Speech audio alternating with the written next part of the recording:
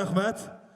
Aziz tomoshabin, navbatda e'lon qilmoqchi bo'lgan naqshimizni sahnaga taklif qilishdan avval qo'liga yetkazgan utuqlari bilan bir tabriklab o'tsak deymiz.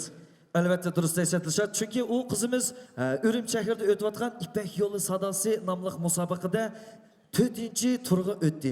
Demak, yarim finalga yo'llanma oldi. Qiyinda bo'lsa, hurmatli tomoshabinlar, sahnaga Mushtari Islomovni taklif qilamiz. Muzikasi Abduhashim Ismoilovning so'zi Nadiraning, naqsha Falak. Sahnada Mushtari Islom va usulda Nargiz ansambli. Marhamat.